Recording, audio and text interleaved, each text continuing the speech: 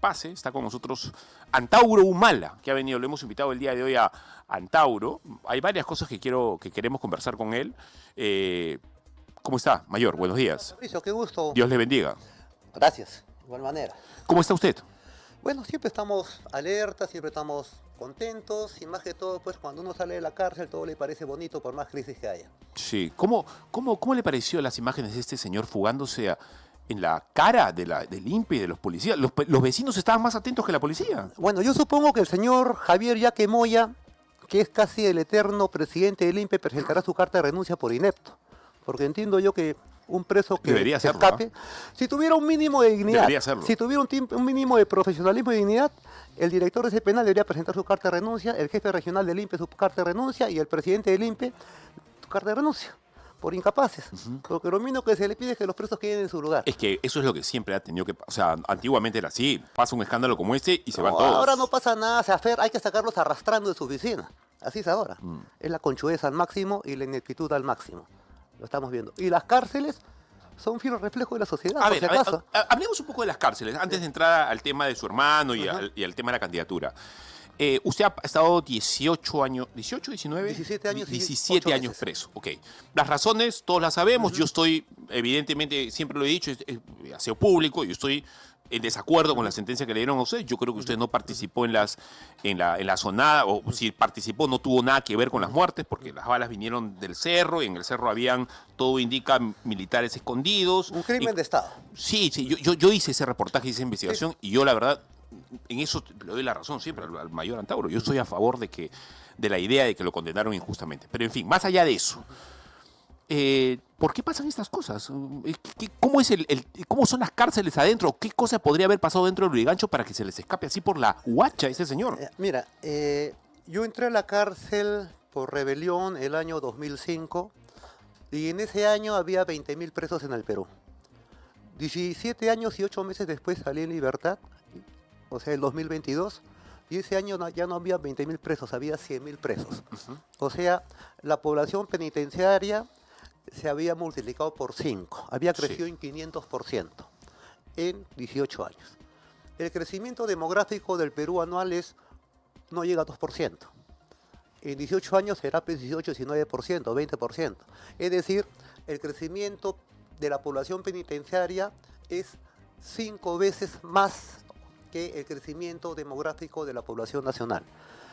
Es decir, si la población nacional crece al 2%, la población penitenciaria crece al 20%.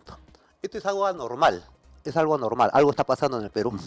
Y si seguimos en este ritmo, de acá a unos 100, 120 años, la mitad del Perú va a vigilar a la otra mitad, la va a encarcelar. A este ritmo. Pues, va a ser invivible, pues, ¿no? Esto es propio de una sociedad enferma, porque yo veo que todos los candidatos, todos los presidentes o presidelincuentes anuncian a cada rato, vamos a inaugurar una cárcel en cada región, en cada barrio, en cada distrito. Yo pienso, después de inaugurar cárceles, ¿qué sigue? Inaugurar cementerios. ¿Qué sigue después de inaugurar cárceles? Porque en la cárcel tú encierras el cuerpo de una persona, no su alma, su cuerpo. Pero en el cementerio encierras todo, pues.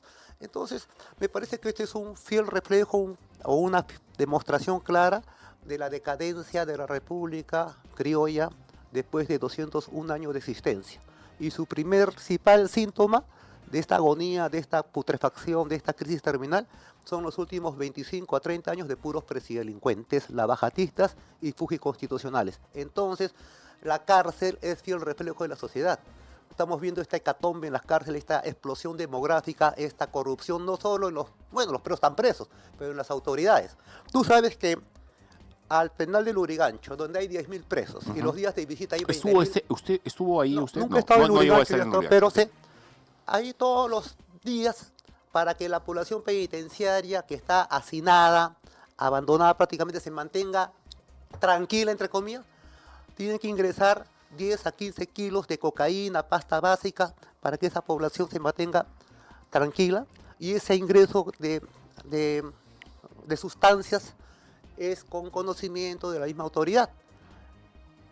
Es decir, la única manera con que el sistema penitenciario peruano tenga aquietado a una población irascible, abandonada, hacinada, es por medio premeditado de ablandarlos con la pasta básica y el clorhidrato y otras sustancias. Eso es lo que ha suplido, digamos, o lo tiene el sistema penitenciario en el Perú para aplacar a una población prácticamente abandonada. A ver, Mayor, y la idea de hacer 2 o 3 SECOTs en el Perú. ¿SECOTs? SECOT, que es las cárceles que hay en El Salvador, que son mega cárceles, 40.000, pan y agua. Me llama la atención que El Interesante. A ver, Salvador... ¿qué opina usted de eso? Primero que quiero observar que El Salvador... O sea, traer el modelo de cárceles de Bukele acá a la puna peruana, digamos. Ya, primero que Bukele no tuvo el problema que tenemos acá. En El Salvador no hay presidelincuentes, no hay una constitución. Y es muy chiquito, además. Es el país más chiquito sí, del... es como Lima, digamos. Es el país más chiquito de todo el continente americano y tiene la cárcel más grande de todo el continente y quizás de todo el mundo. Bueno, es que los crímenes, el índice de criminalidad sería era alto muy también. interesante analizar el caso de El Salvador, ¿no? Porque ahí entiendo que Bukele encontró la cosa clara. El problema eran los maras, el problema era abajo. No es como acá. Para mí el problema acá, si bien es cierto es abajo, principalmente es arriba. Para mí la delincuencia social de abajo deriva de la delincuencia política de arriba, que está enquistada en las cimas de los 3 poderes del Estado, judicial, ejecutivo y legislativo. Entonces, estamos viendo presidelincuentes, estamos viendo mamíferos congresales decadentes, putrefactos, y estamos viendo, como yo veo en el Poder Judicial, magistrados supremos que son en verdad delincuentes. Entonces, ¿qué se puede esperar de las cárceles? Ahí nadie va a ser el preso del año, todo preso quiere sobrevivir y si se puede escapar. Entonces, lo que hemos visto ayer en San Juan, en el penal de Lurigancho, más allá de que debería ser provocar la renuncia de las autoridades penitenciarias, es la situación propia del país, un desgobierno total. Y lo veo así. Ahora, ¿haría usted o debería hacer el presidente o el próximo presidente cárceles así como las de El Salvador acá? ¿O no es ese, o deberíamos mantenerlas como están y empezar a trabajar en otro aspecto? Mira. Porque quizá una solución pasa por ahí también. Claro, mira, es fácil meterle palo a la gente, es fácil construir una cárcel en cada manzana, pero creo que por ahí no va la solución. ¿Por qué? Claro, hay sicariatos, hay crímenes feroces, yo pienso que ahí sí hay que actuar ferozmente, y hay que aplicar la pena de muerte, se aplica. Pero yo voy al grueso de esa población que se ve arrastrada al delito, principalmente por faltas de oportunidades, por trabajos muy mal pagados o simplemente carencia de ellos. Entonces, así como el ocio es madre de todos los vicios en su versión laboral, el delito es padre de todos, el desempleo es padre de todos los delitos. Entonces, para mí, el principal generador de inseguridad ciudadana en el Perú no es tanto el Cholo Jacinto o los instructores, porque ellos son consecuencias de eso. Bueno, estamos hablando acá de venezolanos extorsionadores. No, que tienen hack claro, a la policía, pero ellos son consecuencias, pues a los venezolanos los trajo el extranjero Kuczynski con la constitución del japonés Fujimori. A ver, lo que está diciendo el mayor Antauro es... Yo no estoy acá ni para estar a favor de usted ni para estar en contra, pero lo que usted está diciendo es cierto. Y el Leviatán, el gran Estado, no puede ser vencido pues por 3 o 4 mozalbetes que agarran un arma. Ya. Pero esos 4 mozalbetes están venciendo al Estado. Pero si ese Leviatán, ese gran Estado, es un Estado antinacional que está contra la población peruana, claro, con una política económica libre saqueadora y que trae lumpen de afuera, extranjeros de afuera, como venezolanos, colombianos, 2 millones y medio, y los traen con una constitución de un japonés y los trae un norteamericano como Kuczynski. Obviamente ese Leviatán está funcionando al revés. Entonces yo creo que acá el problema es el Leviatán, es el Estado. Entonces un Estado antinacional obviamente tiene que ser reemplazado por un Estado nacionalista. Un Estado velasquista, pero ese tampoco no es la solución. A mí me parece la solución. No, qué bien que hayas tocado eso. Tú dices que a mí no me parece, a mí sí me parece. Bueno, ahora no estamos de acuerdo ahora con eso, porque no sé por qué dices no me parece. Por la inflación horrorosa que tuvo Velasco en su momento Velasco y la no tuvo, debacle económica. Te corrijo, Fabricio, yo soy mayor que tú. ¿No? Pero los datos están ahí, los tú fríos estás juntando números. en un solo paquete los 7 años del general Velasco como los 5 años del general Morales Bermúdez, que fue antivelasquista. Con Morales Bermúdez la inflación se dispara, pero con Velasco se mantuvo firme. Pero eso es una consecuencia del maltrato a la economía en los 7 años de Velasco. Yo te voy a citar a un periodista, tu colega, que es furioso antinacionalista. Tú le dices mi nombre y le infarto cardíaco. ¿Quién? Jaime Altaus, de Canal N. Ya. Jaime Altaus tiene 40 años en la televisión. Sí. Siempre pontifica. Y él escribió un libro que se llama titulado La Revolución Capitalista en el Perú. lo publicó en el año 1987, hacía mucho tiempo. No, 2007, perdón. Yo estaba preso. Gobernaba Alan García. Y en ese año 2007 él hace una tabla de el ingreso per cápita en el Perú desde 1960 hasta el año 2007, que él escribió.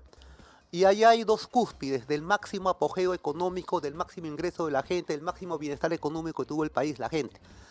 El primer cúspide es el año 74, presidente Juan Velasco Alvarado. La segunda cúspide fue el año 2006, presidente Alan García Pérez. Uno nacionalista y otro neoliberal. Los dos máximas cúspides del ingreso per cápita en la historia del siglo XX en el Perú. Pero ¿cuál era la diferencia? Que con Velasco esa riqueza era propia.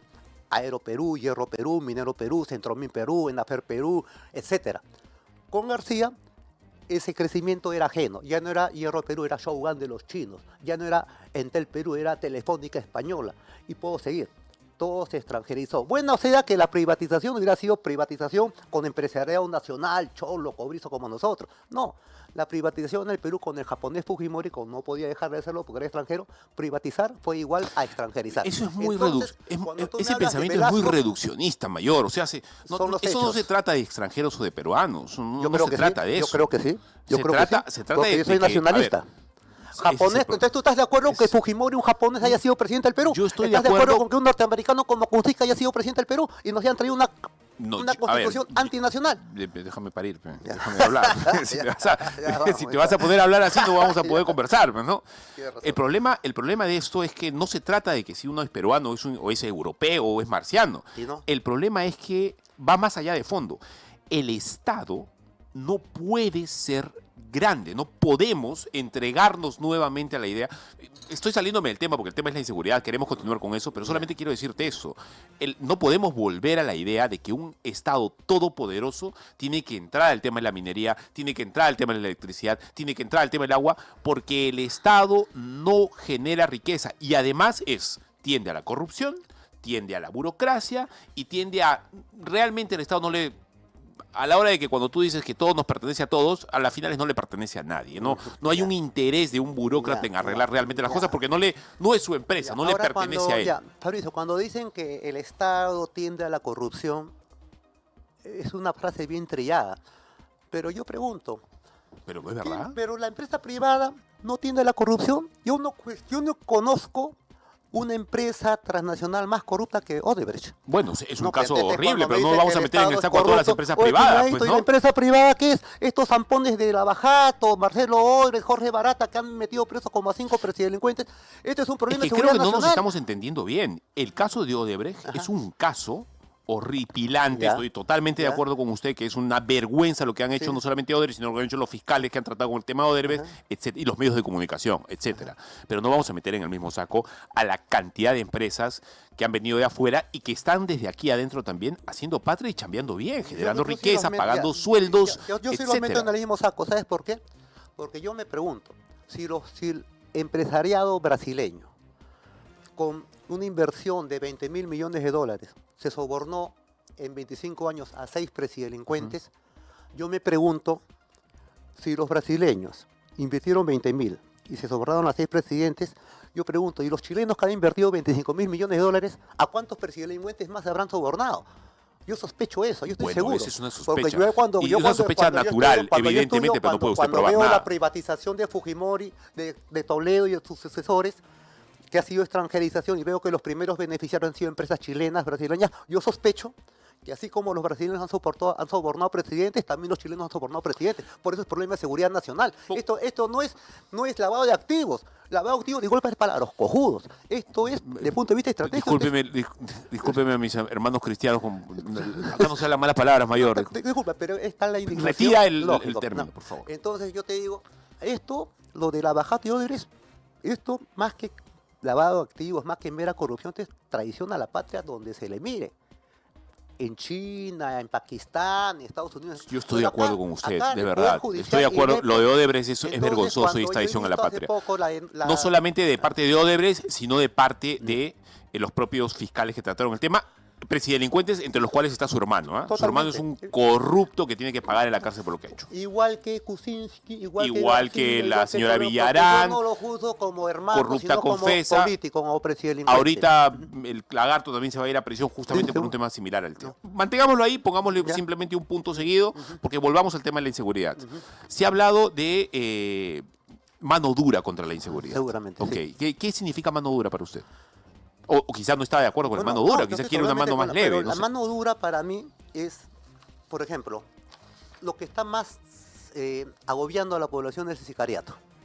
¿Quedamos? Sí. Ya.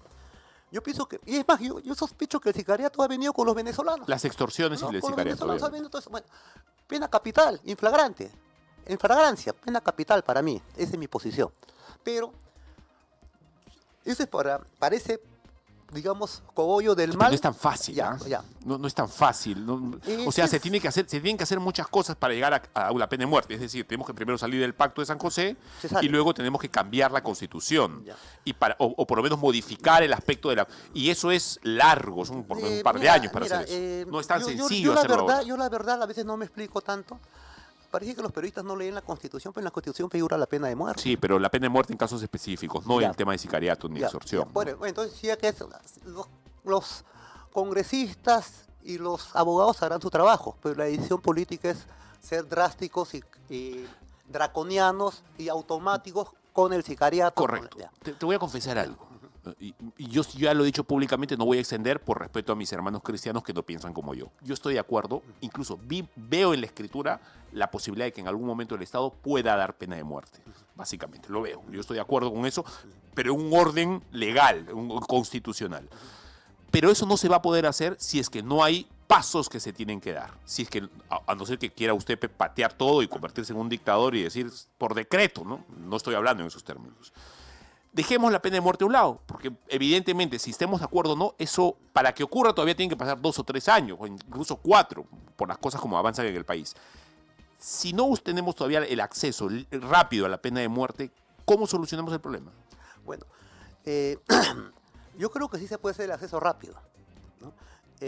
Repito. Estás fanatizado con la pena de muerte, déjala a un no, lado un no estoy ratito. fanatizado, pero siempre me Quiero preguntan lo conocer mismo. cuál es el No, plan que podríamos tienes. hablar de fronteras abiertas, pero siempre me preguntan la pena de muerte, entonces no es que esté Te fanatizado. he hablado de sino cómo los periodistas me solucionar el preguntan siempre problema lo de la mismo. inseguridad, no Ya, de pena de claro. muerte en particular. Bueno, repito, la inseguridad ciudadana, siempre yo repito un refrán, que así como el ocio es madre de todo vicio, en su versión laboral, el desempleo es padre de todo delito. Entonces, ¿qué quiero decir? Que la inseguridad ciudadana más se genera, muy aparte de los casos extraordinarios de sicariato, asesinatos, todo eso que para mí hay que aplicar la pena de muerte de manera automática. Y para eso hay que modificar código y salirse de la corte, lo hacemos. Pero ahora vamos al origen. ¿Cómo nosotros trataríamos? Entonces, para nosotros primero hay que entender bien el problema. Entonces, sabemos que un muchacho, un poblador, un ciudadano peruano o una ciudadana, con un sueldo mínimo que en verdad es una propina, o subempleado, o desempleado, masivamente, ¿no? Está invitado permanentemente al delito. Y más aún cuando ve estos muchachos, desde que tienen uso de razón política, jamás han visto a un presidente honesto, a todos los ven presos, huidos o suicidados. Claro. Entonces, para esta generación, la normalidad es el delito. Por eso yo sostengo que es un problema de seguridad nacional. Entonces, ¿cómo nosotros socavar este caldo de cultivo generalizado y millonario que es la delincuencia, la inseguridad ciudadana? Un Estado tiene que proporcionar, garantizar trabajo digno masivo a la población, principalmente a la juventud. Ese es mi entender, porque en mi experiencia penitenciaria, y ya lo he contado, cuando yo abandoné la cárcel el último día que recuperé mi libertad, en el camino con el director del penal nos cruzamos con 3 camiones del INPE que traían repletos de muchachos, todos por robos nimios, como 50 en cada camión, todos esposados, encadenados, todos humillados. El director, que ya era de edad, me dice: mayor, estos muchachos no conocen lo que es un presidente honrado. Este es un problemón que tenemos que cargar el INPE. Entonces, y todos están por robos nimios, celulares. Entonces, ¿cómo le reprendo a un muchacho de 20 años que está en Piedras Gordas por robo de un celular cuando el muchacho me dice: mayor, ¿y los presidelincuentes qué?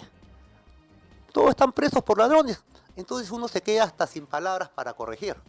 Entonces, por eso para mí el problema de arriba es un problema gravísimo. Sí, es De verdad. estos 130 mamíferos del que- Congreso. lo que usted está estos diciendo jueces es verdad. no tienen idea lo que están generando. Son 2 generaciones de peruanos. Hasta más. Que para ellos el delito es lo común. El delito se premia. Entonces, esta es una monstruosidad y se ha hecho con la constitución de un japonés. A ver. Entonces, ¿qué es lo que hay que hacer? Hay que terminar, ¿no? Para mí, tiene que haber un programa de trabajo masivo, empezando por el servicio militar obligatorio universal. Los cuarteles están vacíos de juventud. He venido de Piura, mi cuartel, el primer cuartel en el Alto, está destrozado, ya no existe, lo han aplanado. Pero en la cárcel de Piura, hacinados los muchachos. Entonces las cárceles hace 40 años estaban repletas de juventud los cuarteles estaban repletos de juventud y las prisiones repletas de viejos. Ahora es al revés, ¿no? Los cuarteles o no existen o están vacíos de juventud, pero las prisiones sí están repletas de jóvenes. Entonces, todos los años los quintos de medias de la República votan 500.000 de muchachos, ni estudian ni trabajan.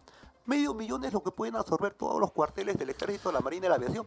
Entonces, yo pienso que por ahí se puede, como Estado, rescatar a esa juventud que se está Entiendo. siendo tentada a qué hacer, aburrir, barritas bravas. Lo comprendo etcétera. perfectamente. Ya. Mayor, estoy de acuerdo con usted en el análisis que En el hace, pero diagnóstico. no sé si estoy, no sé si estoy de acuerdo en la medicina que usted quiere dar ¿En para el servicio solucionar el militar? problema. No.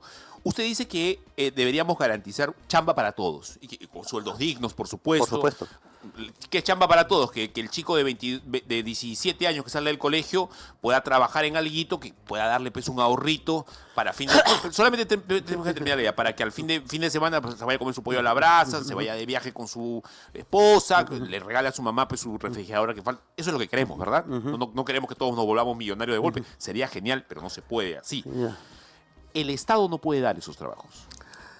Ese trabajo a esa gente lo tiene que dar la empresa privada. Ya. O sea, la empresa privada es la que genera el recurso. Y las empresas privadas nacionales, en masa, como usted está pensando, no tienen la capacidad para aguantar ese mercado que sale. Justamente por eso yo abogo de que justamente el país, en el caso del mundo subdesarrollado, donde los estados son famélicos o muy débiles, justamente estos estados deben crecer. Quizás lo que tú me dices de diagnóstico del estado no debe ser grande, debe ser en el norte, pero en el sur justamente como no hay una burguesía nativa que tenga sus 10.000, 3.000 millones de dólares en el bolsillo, al menos que sea Fernando Ceballos, un narcotraficante, en tanto no haya burguesía nativa, el Estado tiene que suplir, porque si no estamos extranjerizando, como ha pasado con Fujimori. Entonces, Cuando me habla de norte del Perú. no, ¿O no? el hemisferio norte, mundo Ok, desarrollado. ok. Entonces, Porque no. otra cosa también es importante que usted note la diferencia que hay. El Perú parece que hay dos Perús, ¿no? Hasta 3. O sea, la línea del Estado sur peruano con el norte peruano es la misma línea de cómo vota el Perú siempre. O sea, históricamente siempre ha Claro, habido esa hay ciertas diferencia. diferencias. Bueno, claro, yo te puedo decir que en el sur del Perú se puede decir que hay más identidad andina. En el norte del Perú no está tan definida la identidad. Eso también explica el por qué esos cambios o esas tendencias en las épocas de votación. A ver, ¿no? Mayor, va a ser genial. Yo creo que podríamos volver a conversar sobre esa diferencia en el Perú que a mí me parece tan saltante. No sé si es un Perú socialista el del sur, creo que no lo es. Podría ser un Perú, no sé si colectivista, pero ahí hay mucha gente que quiere su empresa privada y sus emprendimientos propios y que no se metan con Sí, sus sí, cosas eso es cierto, personales. eso es etcétera. cierto, En fin, eso es cierto. más allá de eso, ¿va a postular usted al Senado?